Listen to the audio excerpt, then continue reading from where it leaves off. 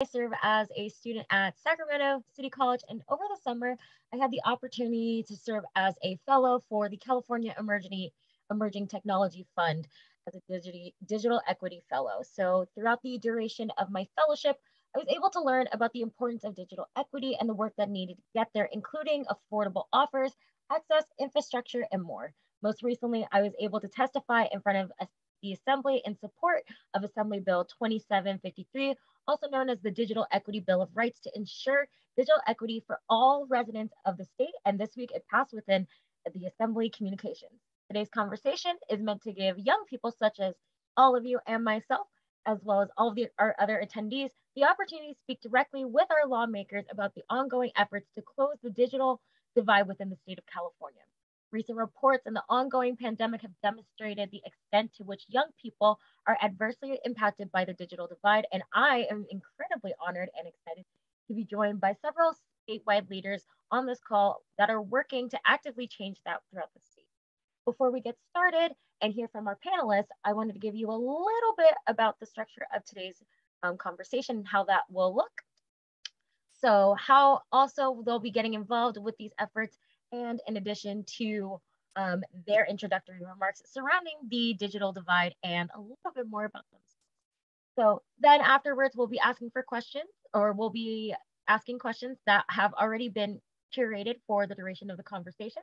And then at the end of the program, hopefully, we will be able to ask for any questions from any of you, if you have any, at any time during the program. Anyone in the audience, if you have a question, feel free to add it into the chat, and then we'll put it into the bank of other questions that come out throughout the pre-made questions, and we'll ask them towards the end. With that being said, we're getting ready to get started. And before we hear from our esteemed representatives and staff within the legislature, Assemblymember Garcia, representing the 56th Assembly District, which includes Riverside and Imperial County.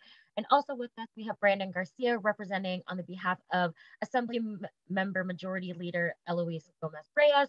I wanted to turn things over to our fearless leader and president and CEO of the California Emerging Technology Fund, Sunne Wright McPeak.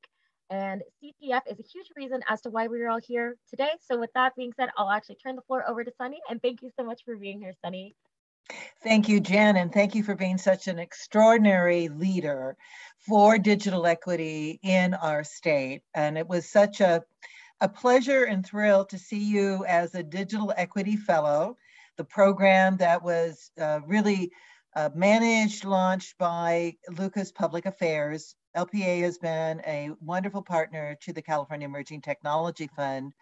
We are an organization that was directed to be established by the California Public Utilities Commission in 2005. We were a public benefit out of corporations that were merging then.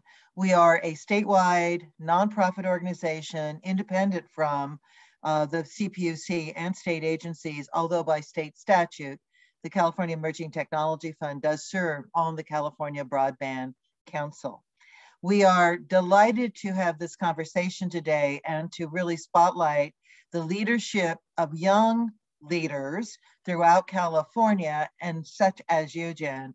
I can say, watching you testify before the legislature and seeing you deliver a message that has to come from your generation, has to come from your experience, and to compel action today was really heartwarming and very, very inspiring. We at CETF have said for more than a decade, digital equity is a 21st century civil right. And we see today the conversation in the Capitol being much different than even a couple of years ago. And we've witnessed that one of those transforming factors is, in fact, the young leaders getting involved and being a part of that conversation and not taking no for an answer. We are just so thrilled that it's because of your work and your leadership that the Digital Equity Bill of Rights had more than 4,500 signatures. And that got then taken by Majority Leader Reyes into the Digital Equity Bill of Rights. This is groundbreaking. And I want to underscore, it's only because we've had young voices involved that I think the conversation has changed. And then you will also hear from Assemblymember Eduardo Garcia, who has been a longtime champion along with Eloise Reyes for digital equity, and that we are having a very, very important conversation around getting everybody online, making internet affordable, and making it an eligibility category for automatic eligibility if you are receiving public aid as a student in higher education. Both of these bills are very important.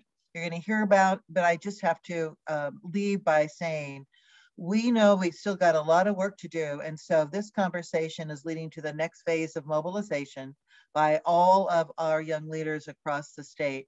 And again, back to you, Jen, because you have just been an extraordinary leader. I am honored to join you today and to listen to the panel presentations.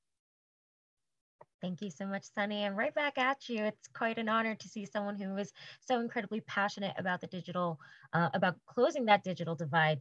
So with that being said, I'll actually pass it over to our lawmakers and staff on the call to introduce themselves, why they're so passionate about broadband accessibility, and any bills that they might be working on within this session that are related to digital equity. So we'll actually go to Brandon first from Assemblymember Garcia's office to kick us off, and then I'll go from there. Yeah, thanks, Jen and Sunne. Appreciate the invitation. So as everyone said, right, my name is Brandon Garcia. I'm a legislative assistant in the Assembly Majority Leader's office. And we are working, as Jen and Sunne mentioned, on a bill, AB 2753, the Digital Equity Bill of Rights. And really what it's meant to do is establish a set of rights, enumerated rights for all Californians so that they are able to better access broadband. You know, we know there's a lot of folks who currently do have access to broadband. There are folks who don't have access to broadband. And then there are folks who could have access to broadband, but just don't feel like it's within their grasp because of affordability reasons. So we have very much different kinds of groups of people throughout California. And if you really think about it, I think from our perspective, we think this is important, not just because it sounds good or that it sounds like a good idea for it to have it, but the more and more you think about it, the more you realize that when you don't have access to high-speed broadband or you don't have access to good, affordable or reliable internet, that's when you start noticing a lot of changes in your life. When your phone can't connect to the internet for you to look up where to go next for directions. When your students, as students or your kids or your parents have to use the internet to go to school because of the pandemic or because they're working, you know, a part-time job and this is the only way they're able to connect to education. When you look for a job, you know, you need to go online. You can't just go to a store anymore and get a job application. All of these things are things in our mind, like the internet and broadband are so critical to all of our just everyday lives that it's important that this not be seen as just something as a luxury. And one of the reasons I'm so passionate about broadband is I didn't get access to the internet until I was in high school. I had to go to the library and use it for 1 hour every day because that's the only way you had access to it back then. And that's how I was able to just see what the world was like and see what was different. And it's such a big change from then now. You know, back then it was just the internet, just like a game. It's a tool. You just use it to play games or talk with your friends. And now it's beyond that. Now it's a robust infrastructure. So that's why we're passionate. That's why our office is passionate. You know, we want this to be a tool for everyone to be able to use. So appreciate the time today. Looking forward to the rest of the conversation. Thank you so much, Brandon. And I do want to let our audience members know that Assemblymember Garcia is running a little bit behind given that they just ended a session. So we're actually going to hop right into questions. And when Assemblymember Garcia hops in, we'll give him the floor to introduce themselves and then we'll go from there. So with that being said, going into our questions, we'll actually go with our question regarding CETF's recent research. So regarding CETF's recent research, it shows that over 2 million California households are digitally disadvantaged. Beyond legislation that you have spoken about today, which we did give a little bit of an overview of, what else must happen to close the divide in your opinion? So I'll go to Sunne first. So thank you, Jen. What really has made a difference is when we have a very robust partnership on the ground. In communities, in language, in culture. We have worked with an amazing set of community-based organizations that are those trusted messengers that do outreach into low-income communities who know the community And therefore the dynamics in neighborhoods, we call it the culture there, they can speak the languages, but then there's also the need for awareness, really information that comes from all the public agencies as a credible source. If I get a letter from the county, if I happen to be on CalFresh, or if I get notice from the school district, if my child is on the school lunch program, if I even hear from my utility provider, because I might be on a rate assistance program, and I didn't know about it previously, that there is an affordable offer available. Now I can, and I get the information that is simple to understand, I can sign up. So that makes a difference. And then there just has to be the policy leadership at the state. And that is why we are really grateful that there is the leadership that Assemblymember Garcia has provided, that Majority Leader Reyes has provided, and their staff people. I mean, Brandon is marvelous and is carrying this through and got this assignment literally, maybe less than 2 months ago, and suddenly we're into the issues about, constitutional questions, quite honestly. Mark Rosso, who has joined on our call today and is staff to Assemblymember Garcia, has been working with us for 5 years. And the staff members in the Capitol, I really want to also lift up. And I will say they're younger and younger and younger all the time. And so, Jen, the other thing I want to underscore is what's causing the digital divide to close is it's the multitude of voices. We have a growing chorus, and that's why the leadership from you and your peers is so important. Thank you so much, Sunny. I do want to note that Assemblymember Garcia just joined us. So Assemblymember, if you wanted to take a quick minute to introduce yourself and also talk about a little bit about that legislation that you've been working on recently within the legislative cycle pertaining to digital equity. Hi, everybody. The Assemblymember is still running a bit late. He just wanted us to have him logged in. So as soon as he jumps in, he'll be right in. So thank you so much for the continued patience real quick. All right. I do note that maybe there's a little bit of technical issues, which is exactly the conversation we're having today. I'll actually pass it over to Brandon, and then hopefully the Assemblymember will be ready and fully on board with us amid the tech issues. Yeah, no, thanks, Jen. It's hard to really beat what Sunny has said, because a lot of those things are important, right? We need to be able to have advocacy at the state level. We need CBOs, trusted partners, to be able to continue these conversations.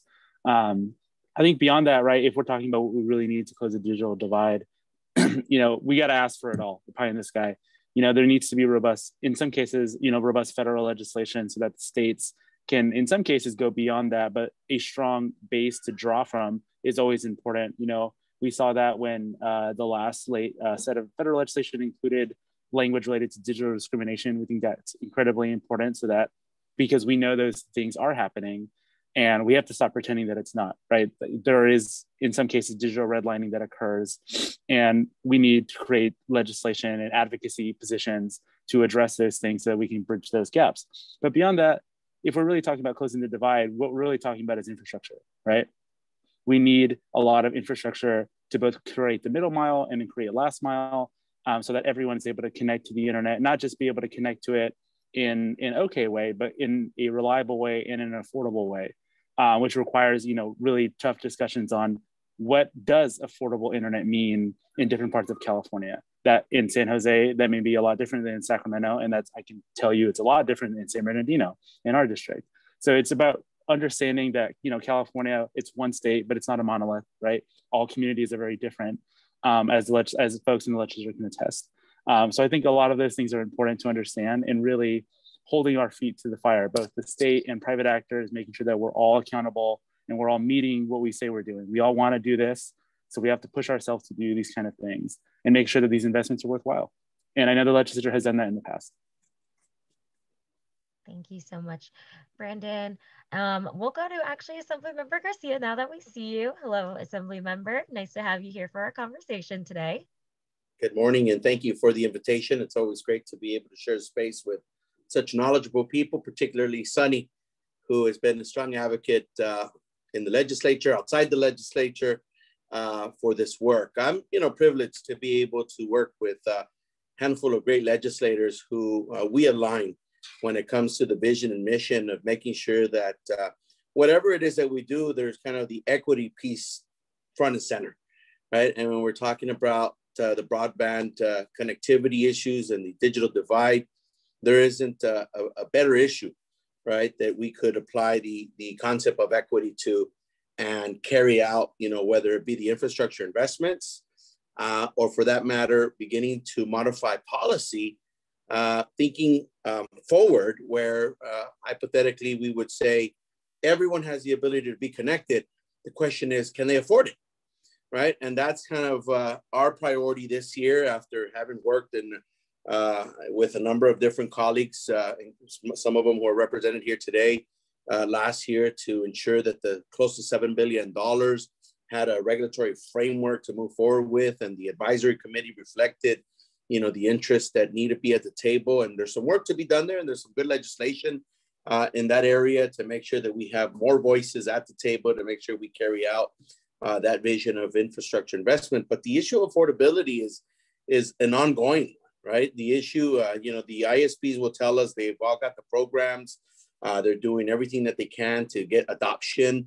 But when we look at the numbers, it doesn't tell that same story. And it isn't to say that they aren't making efforts. It's just that it's not happening, right? It's not happening for some reason or another. And there's, issues of literacy and education. And there's parts of the state, including those that I represent, that are really hard to reach. And so I get it. There may be some barriers, and how we identify them matters, and how we move forward to addressing them matter even more, right? But the issue of affordability, I'll spend some time talking about that. We've got a piece of legislation this year. We've got a broad coalition of folks that are supporting our efforts to make sure that it basically says this, okay? If you want to do business with the state, you have to be providing certain type of programs, certain type of speeds at a certain level of cost to be able to deliver to this promise that broadband services are not just a luxury anymore, but it's an essential utility like water and like power and other, important utilities that people need day in and day out to really live their lives in an adequate manner. So I'm excited. We've got this bill that's moving forward, and I don't anticipate it'll be an easy ride moving forward, but I think we've got enough attention on this matter that we can put aside politics, focus on policy, and really try to deliver on this promise. A couple of years ago, I got to work on the Internet for All bill, and it was an extension of the California Advanced Services Fund bill that was authored originally by our now Senator Alex Padilla. I say Senator Alex Padilla, and my job was to extend the program another few years, make sure that the program had money. Along the way, we were able to make some modifications to the program for it to be efficient, effective.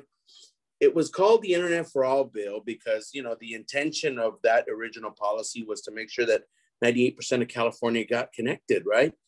For public safety reasons and other, really important reasons and priorities. This pandemic has demonstrated to us that, that policy and many others just haven't worked as effective as we would like. And it's not fair to call it Internet for All if we're not getting internet for everyone. And I think this year, everyone is really focused on making sure that we deliver on this commitment, and that we're focused on those $7 billion, close to $7 billion, that they actually get invested in the most effective way, right? And so I'll stop there. I know there's going to be some Q&A down the road, but really happy that I could join you this morning. I just walked out of the Governmental Organizations Committee, cast some votes, and ran out this way to join you this morning. Thank you again for the invite.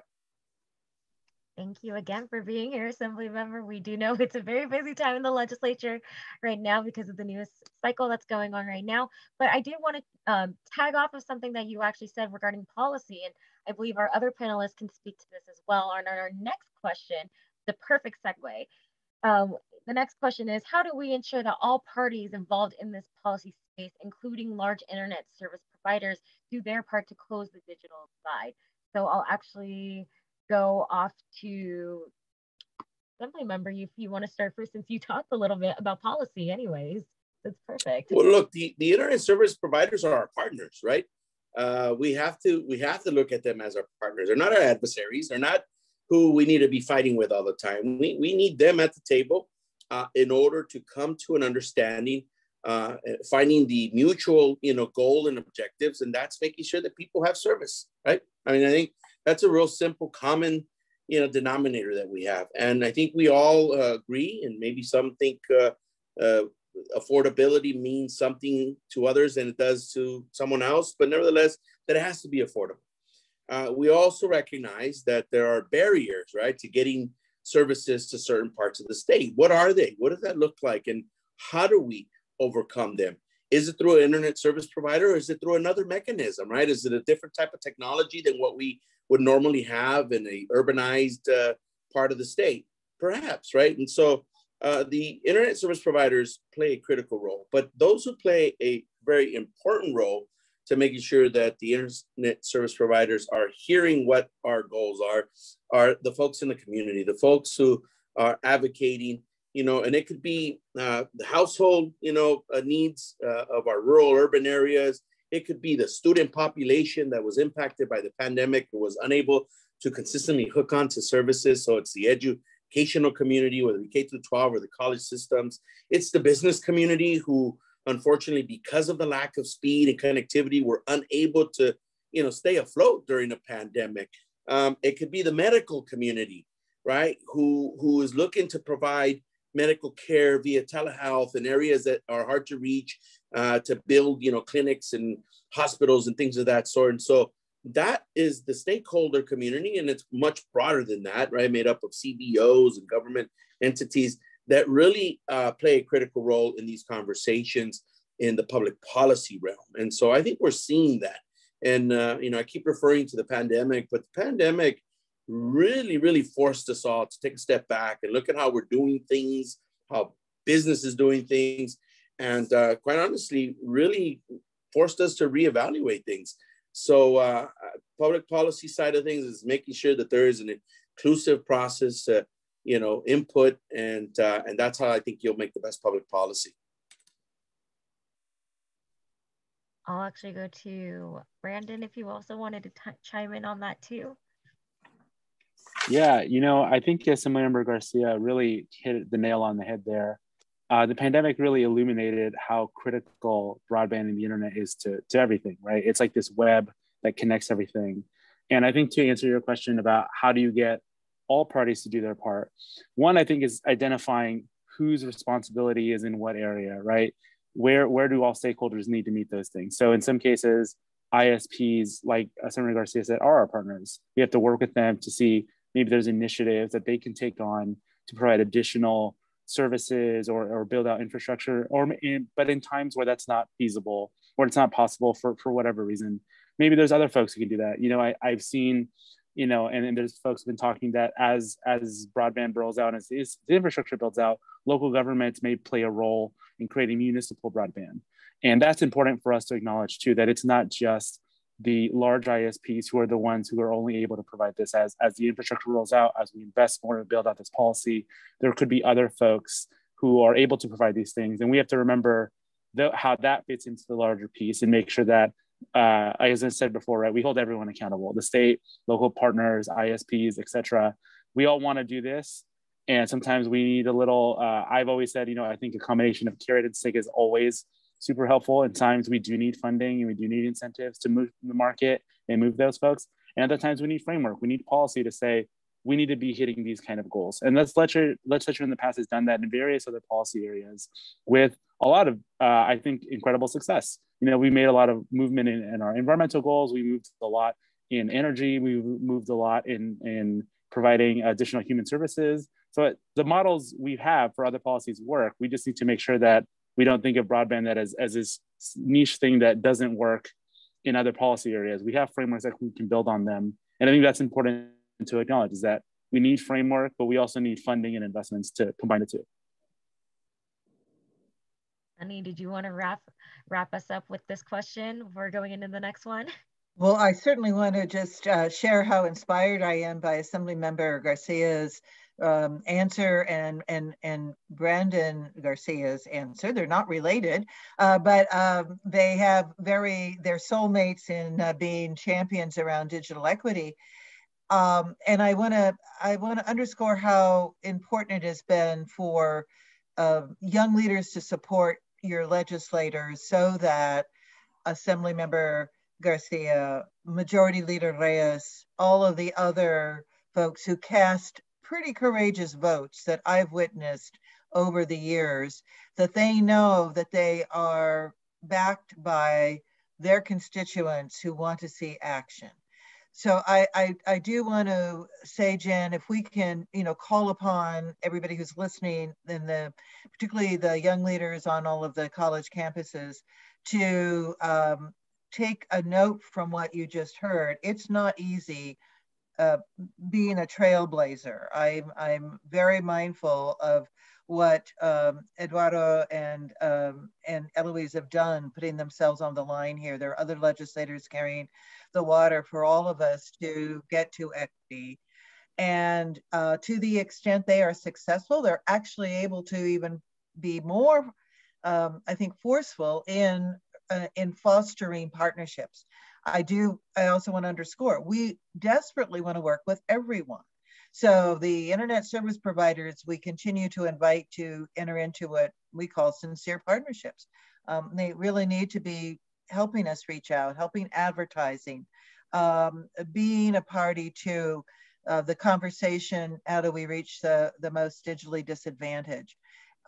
We want to see that. I just had the privilege of participating in a roundtable sponsored by the California Department of Technology and California Broadband Council today, reaching out to all local governments, counties, cities, school districts, also the regional broadband consortia and metropolitan planning organizations, with great presentations about what each of them can do to do their part as a source of information. So let's just underscore how important it is for our leaders, when they're putting themselves on the line in the legislature, to have the support of all of us in this conversation today. Thank you so much, Sunny. And since from this question, the consensus here is regarding partnership. And before I even get into our next question, I do want to extend that partnership to each and every one of you that are on the line right now attending this event by asking any questions, as we'll be taking them and putting them into a bank that will be posed to our panelists at the end. So again, speaking on partnerships, again, I really want to emphasize that on this next question, since we talk so much about wanting to work with our younger leaders, about working with our system partners, and even our internet providers as well, since they are the partners that we work with. This question is that how can the private sector partner with the public sector to close the digital divide? And so, Sunny, since you already opened up the floor for that question, I'll go with you first, and then I'll go straight down the line again. So thank you, Jen. Here's what I'm seeing on some campuses, college campuses, is the student body as an organization, the elected officers, are helping mobilize with their administration, ensuring that information about how to sign up for affordable internet is in the registration packets, that it is in orientation meetings, sessions, when people are coming onto campus to not only enroll, but also to look at clubs, look at classes. In one case, for example, Evergreen Community College in San Jose has a mentoring program where the second year students are helping the first year students, and they're going to also be mentors in the role of digital navigators. So that's an example of where there could be mobilization, not only advocacy, but mobilization on the campus to make sure every student who's receiving financial aid knows they will qualify for affordable broadband, and make that an issue. I think I come out of an era where we did a lot of mobilizing, organizing, protesting, demonstration in college, and got attention of the administration from time to time on various issues in having the conversation of by the student body leaders to the administration over if the college, the university is going to contract for internet service as a part of that contract, a voluntary agreement for a contract, that the internet service provider or providers to that campus should be partners with the student union, the student body, and you can request a meeting. Have the administration, have the leaders on campus meet with the internet service provider or providers to the campus. Those are my thoughts. I've never grown out of you just got to keep rocking the boat. Well, there's many metaphors, or challenging the status quo, and do not stop until we get to equity. And remember, the digital divide is just really another manifestation of the economic divide. It is all rooted in systemic racism. There's so many interrelated factors that have to be overcome. But what we know that always changes the conversation is when the younger leaders step in and are part of not only advocacy, but solution. Thank you, Sunny. So Assemblymember Garcia, did you also want to tag on with that question? I mean, well? I don't think I could follow that. I think you're hearing from, someone who has been there and not just done that, but doing that as we speak, right? One of the great, advocates for all Californians to ensure that we have connectivity in every corner of the state. No, I think she basically really described what it requires, what it takes. And, I use the word, we keep chipping away. We just got to keep chipping away. And to the students, if I could just send a message to the students, those watching, we need you. If you look at historically, any movement, any social change that's ever taken place, it wasn't by, the older generation of folks. It was the young people leading that charge. It was the young people leading that charge. So I just wanted to, commend you for bringing us together, because I think if there's any takeaway today is that there is a bigger cause, bigger picture here, and that we've got a lot of young people, ready to take on the challenge. Thank you, Assemblymember. Brandon, kind of a tough act to follow up after these two. Yeah, no worries. I think I would say if we're talking about partnerships, right, we really have to see where our partners are best suited to provide that role. So when we partner with ISPs, they have a lot of information, right? They're not only because they're providing broadband and it's an information network, but they have a lot of data on where customers are, where folks are lacking, and where the state is lacking. So, in the past, I know that bills have been run related to having broadband in public housing, making sure that happens. Identifying places where internet or broadband can be more affordable or accessible. I mentioned earlier, my biggest access to the internet as growing up was me going to the library. That was my way of accessing the internet. And maybe we need to rethink that, as much as we want everyone to have access to broadband in their households, in some cases, we need to find other avenues. So Sunny mentioned, right, making sure that at universities, they partner up so that students are able to access those places. Maybe there's other kind of community centers or even community organized locations where folks are able to access internet there, right? It's those kind of things, identifying, maybe being more innovative of how we look at it. It's not just, I go home, I log in and I'm good. Maybe have places at work, places in schools, houses of worship, etc. I think we can be really innovative on those things and partnering with the private sector who knows where those gaps are, who knows how much money it takes to invest in those things, right? Public-private partnerships where the state can match dollars or vice versa. I think those things are super important when we talk about creating partnerships. All right, so thank you so much for elaborating a little bit more on that, because our last question is something that all of you have really touched upon, and that's regarding our student leaders and younger voices, such as myself.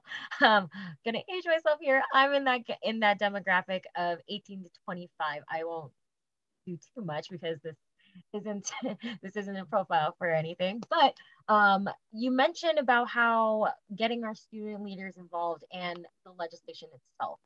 So the first part of the question I'm going to pose to all of you is, how is it that you see the legislation intersecting with issues that each and every one of our young leaders care about, such as economic inequities, education, and others? And then the second part of, again, that question group is, how do you suggest that they get involved in the space while ensuring that their voices are heard? So it's a handful of things, but Brandon, we'll go to you first, and then again, same routine going down the line.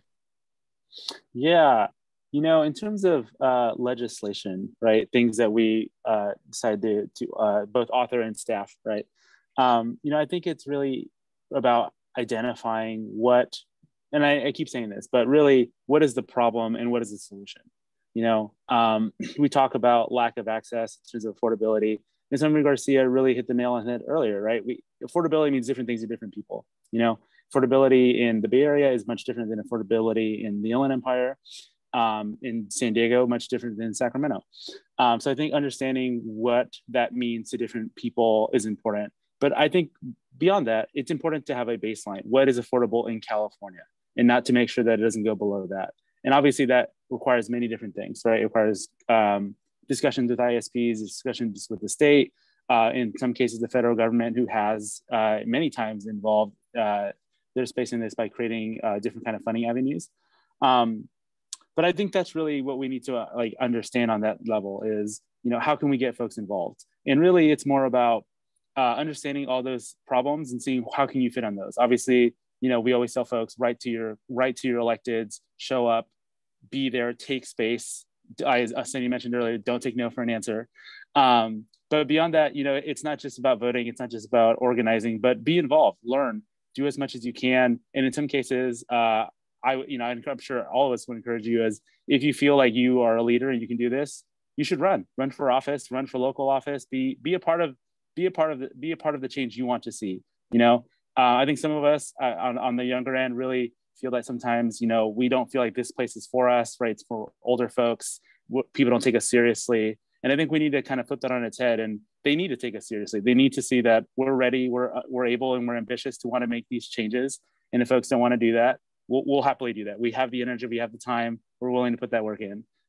So that's what I think is really important in terms of getting young people involved, really seeing where we should fit. And the answer is we fit everywhere. Thank you so much, Brandon. And hopefully for some of you that are on the line right now, that might encourage you to run for office. So I'll actually go to Assemblymember Garcia, and then Sunne, you can wrap us up in this question before we go to those in the chat. So Assemblymember Garcia. You just heard from a young person what a young person should consider doing. And so I can't speak from that place of expertise anymore, but I can tell you, as someone who ran for elected office at the age of 26, and was successful in getting elected and have been involved in public service for almost 2 decades now, I can appreciate, the enthusiasm and the knowledge that young people bring to certain issues that other populations don't, right? And so it's critical that that voice be directly engaged. I'll tell you, you've got the formal structures at the college and universities using your associated student, government, structure. You've got the clubs and organizations that have very specific visions and missions. But as Sunne said earlier, this intersects with economic justice, with race justice, with equity. I mean, it's just across the board, right? And so you've got other vehicles or avenues to pursue the advocacy work here. But I think the one that's pretty straightforward is people being vocal and being at a place where you feel comfortable enough knowing that your voice matters and that there's reflective representation in the California legislature that's going to listen, right? I mean, we are in a unique place and time of history in California where when you walk into the Capitol, that you see people that look like you, walk like you, talk like you, and it makes you feel comfortable enough to say, hey, I belong here. And number two, the issues that I'm bringing forward, I got a feeling someone's going to listen and someone's going to, I think the most important thing here is follow through, right? Because one thing is us kind of showing up and being the weekend warrior, we got to, showed up to the protest on Saturday, and then what, right? Or we made that one phone call, we wrote that one strong letter, and then what, right? We up here are working on a wide array of issues. And so we got to hear from you consistently. And we got to, be holding each other accountable every step of the way in order to get to the end goal. So I would say that those are the things that, I would share with you are critical. And thank you again for allowing us to participate today. Of course. And Sunne, tell us a little bit more about how you would take that question. I think that you've gotten great answers from Assemblymember Garcia and Brandon. Eddie's always ahead of the curve, so I feel like an old lady because I first got elected to office when I first ran at age 29. Assemblymember Garcia was elected at 26. So he, as I said, he's always ahead of the curve. And I was, when I first campaigned, I was literally the opponent who was an incumbent county supervisor. I was attacked for being a 29-year-old social activist. And so that was one of the, criticism and raps. And it was a tough campaign that had to go from a primary to a runoff. And oh my God, I didn't want to even think about what it meant to raise the money for the second campaign. But we were successful. And here's what I'm going to share with everybody about that experience. And that is so then I did turn 30 between the primary and the general. And so we published all these pamphlets that said 30 years of experience in preparing for office. So we sort of got back at the incumbent and talked about, all that went into getting to that point in my life. Having said that, I will also say that I certainly probably am a lot more effective today than I was then, although I brought a new voice, and that was really welcomed by the people that for whom I worked, that elected me, the bosses. I also will tell you that in the primary, but neither of us had a majority of votes, there wasn't a recount. I literally had, at the end of the count on election night, 2 more votes than the incumbent. 2. That's what got posted by the county elections office. And first of all, everybody that I met said I was one of those 2 votes. And I said, yes, you're right. Everybody could claim to be one of those 2 votes, because if 2 people had just stayed home, we wouldn't have had that edge, that psychological edge. So a lesson about every vote counts, and you always have to get out the vote. The other is that I know that it is a scary thing. It was to go put my name on the line. And I'm going to sort of come back to you, Jan, about what it was like to testify in the legislature. But I also wanted to sort of identify with Brandon in terms of if you don't have a tool like the internet at home. In my case, when I was growing up, I didn't have an encyclopedia set. We didn't have an encyclopedia set at home. All of my classmates did. And our library at Livingston Elementary School in the San Joaquin Valley didn't allow what they called reference books to be checked out. I actually had to negotiate with the librarian that would let me run to the library, grab 1 volume of World Book Encyclopedia, go home on the bus, have it that night, and bring it back first thing in the morning. And I bet to this day, if you go to the library, my name will probably be the only one on the checkout list for the encyclopedia. My mom then went to work, saved, and we finally got one, and it made a huge amount of difference. My point being that today, the internet is that encyclopedia set. And so it just makes all the difference in the world to have the ability to get your work done.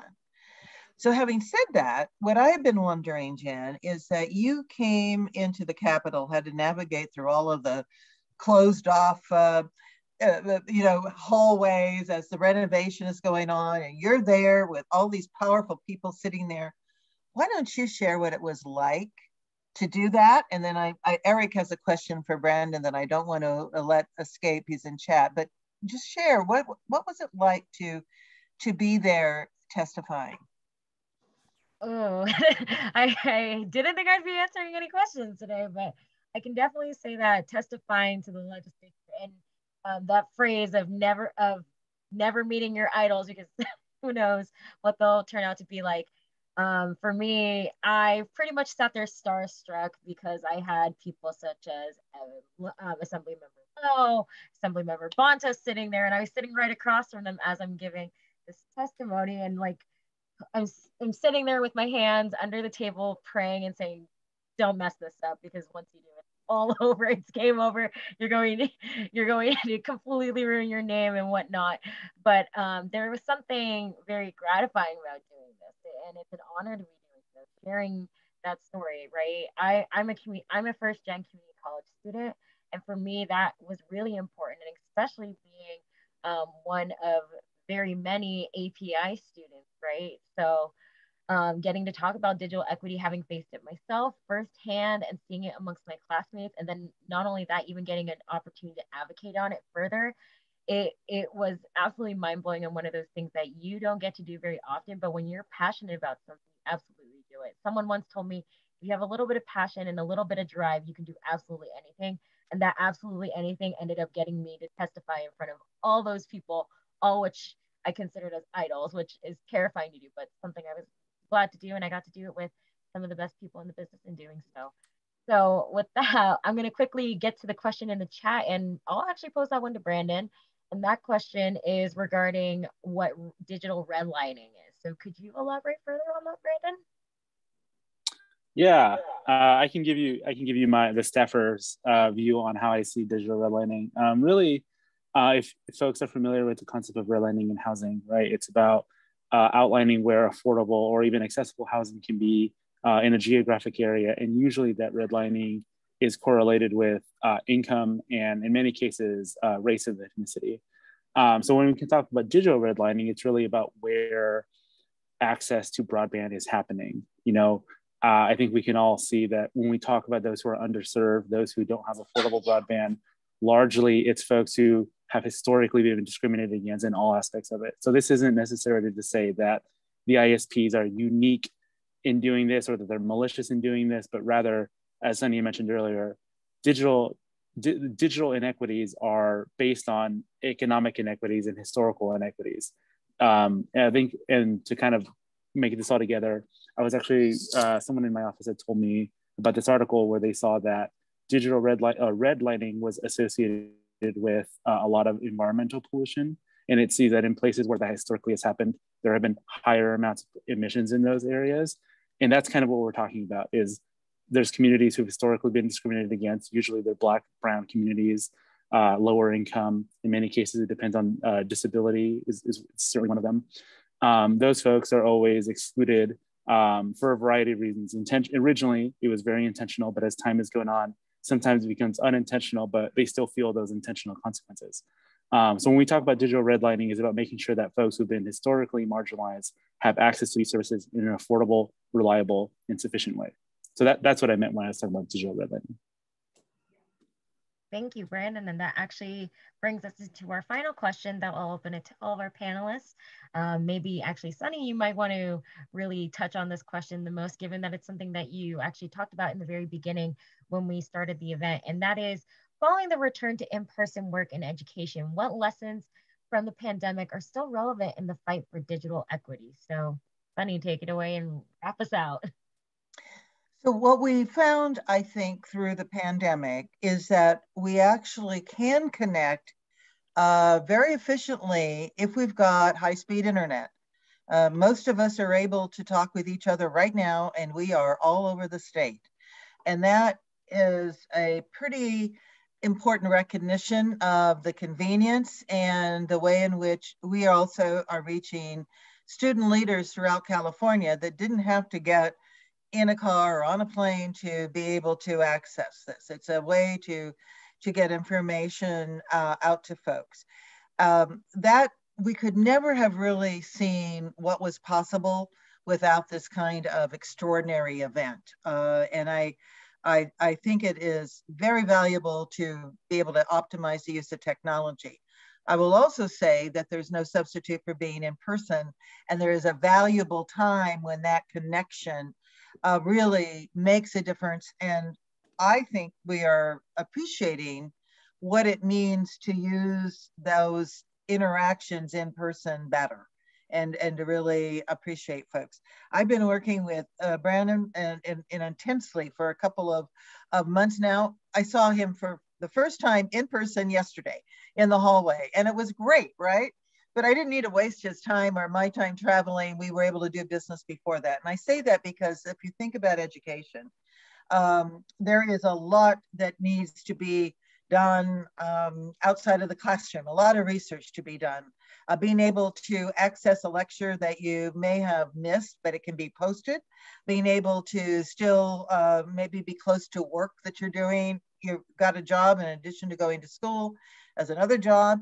And we want to be able to have the best of technology and then really value in person. I can assure you that also for teaching back and forth, we've got to have high-speed networks that are more synchronous, that allow the interaction two-way, right? And that I just want to, I want to commend that we've learned that. I also want to acknowledge that, particularly Assemblymember Garcia, who sits on the California Air Resources Board, and Mr. Garcia has listened closely to what we have been saying for some time of broadband as a green strategy. And especially, we just celebrated Earth Day. The first Earth Day was founded when I was in college.